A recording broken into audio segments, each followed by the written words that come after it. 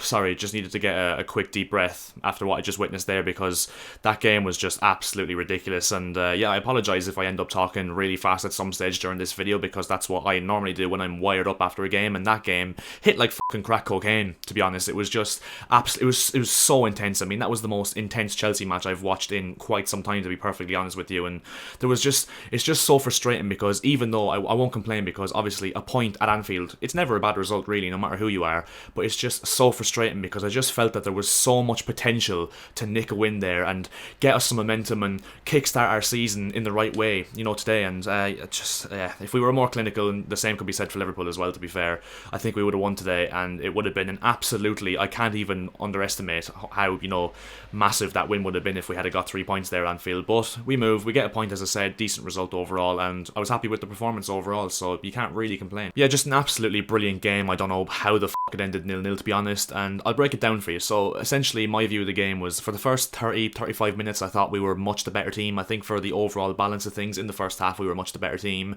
Liverpool kind of grew into the game, had some good patches towards the last 10-15 minutes or so of the first half. Then the second half, it was just a free-for-all. It was both teams just going for the broker, both teams attacking, both teams having mental chances end to end. There was so much aggression, intensity, so much desire to win the game from both teams, to be honest. The atmosphere was absolutely immense, to be honest, from both sides, especially the Chelsea away fans, who are just always absolutely unbelievable. And yeah, it just felt like such an open game, to be honest. And yeah, I think we attacked really well. I think the patterns of play were absolutely phenomenal from Graham Potter's men today. I think that the tactical setup was absolutely brilliant in terms of, you know, breaking through the lines and creating chances and getting us into the final third. Now obviously Liverpool are quite vulnerable when it comes to conceding that, and they do play a ridiculously high line, but they can't really have too many, you know, excuses today, because they played two very pacey centre backs in Konate and Joe Gomez, who were able to rectify for, you know, Chelsea getting in behind with their pace, of course, which has been a bit of a vulnerability for Liverpool in recent times. But yeah, just an absolutely brilliant game, and as I said, I've come away from it thinking like it's a loss, to be honest. I mean, it was just such a great opportunity, and once again I come back to it, I can't underestimate how big a win that could have been, especially since it was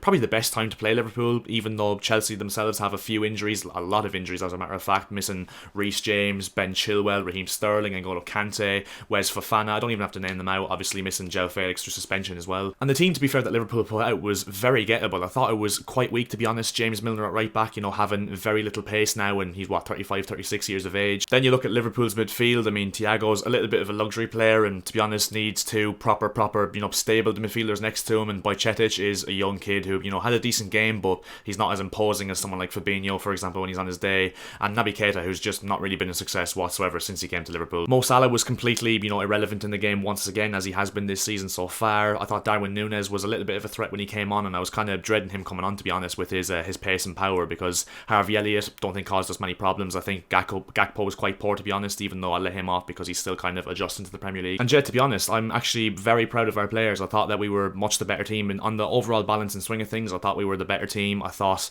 Hakim Ziyech was absolutely brilliant once again. His delivery is just absolutely out of this world. I mean, there's not many better crosses of a ball in world football than Hakim Ziyech, and once again I thought he was very good and actually ran his socks off and, you know, fought for the team, to be fair, which he hasn't really done that much in his recent Chelsea career. I thought that I just need to give separate praise overall for the centre-back partnership. Thiago Silva and Benoit Badiashile were just absolutely immense, the two of them. Thiago Silva, I've said it multiple times in this channel and, you know, outside of the channel as well, he's the best centre-back in the world. Even at the age of, 37, 38, he is still an absolute Rolls Royce of a defender.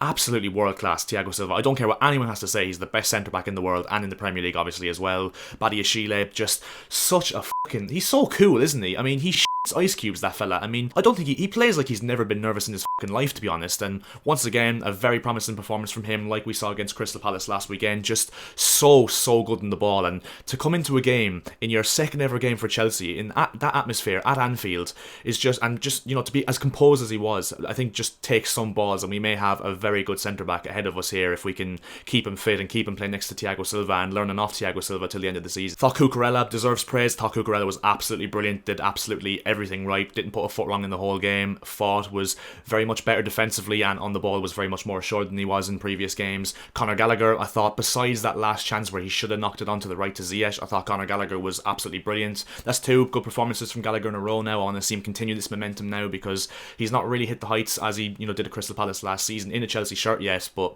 if he keeps playing like he has today and against Crystal Palace, then he could very much make a name for himself in this Chelsea team. And yeah, we'll get onto it as well, of course, the man Mykhailo Mudryk coming off the bench, who was absolutely brilliant. I mean, he added a bit of spark to the attack, he added a bit of invention, a bit of flair, and yeah, he was actually quite unlucky not to score. I think that there was 1 or 2 opportunities he really had that were good to score, and showed quick feet, showed composure on the ball. His pace was ridiculous. I mean, there was one instance where I think it was Mount played the ball through to him and kind of overhit it or something. MUDRYK gave Milner like a 10 or 15 yard head start and somehow betting for pace got Milner a yellow card. I mean, that's the type of thing that we need to get used to at MUDRYK now, and with his pace he's going to cause absolute havoc for defenders in the Premier League, especially right backs, of course, him playing left wing. But just thought MUDRYK looked very bright, and yeah, we may have got ourselves once again, like Badiashile, a very good signing in this January transfer window if he keeps going with the promise he showed today. And yeah, look, some very good positives to take from this game. First of all, the fact that we didn't lose the game, because obviously losing games recently has been quite prominent at Chelsea Football Club. So, but yeah, I thought Graham Potter, managed this game very well, and from a tactical perspective, in terms of his substitutions, etc., I thought that he managed it absolutely brilliant, and I just hope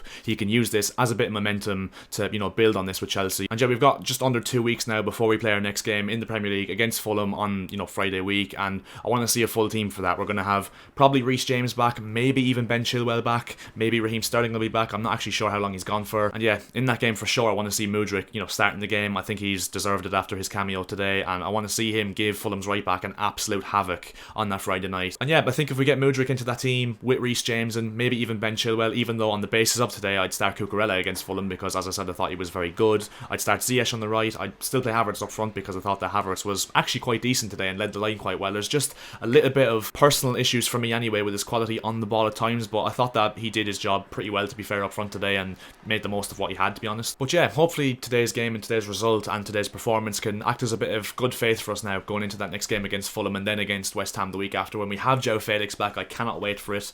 But yeah, hopefully now we can build on it and yeah, build a bit of momentum and hopefully somehow get back into this top 4 race, which I don't think is possible at this moment in time, but you never know what can happen in football. So yeah, if we have a good second half of the season, who knows where we could be. But yeah, Chelsea fans, non-Chelsea fans, let me know what you think about this result and this performance and this game overall from both sides' perspectives down in the comment section below. And yeah, leave a like on the video if you did enjoy, that'd be massively appreciated. And also if you could subscribe to the channel as well, that would also be massively appreciated, because we are very close to hitting 1,800 subscribers on this channel. So if you could hit that subscribe button, that would be absolutely massively appreciated and helping me get that goal. And yeah, I'll see you guys in my next video. Up at Chelsea.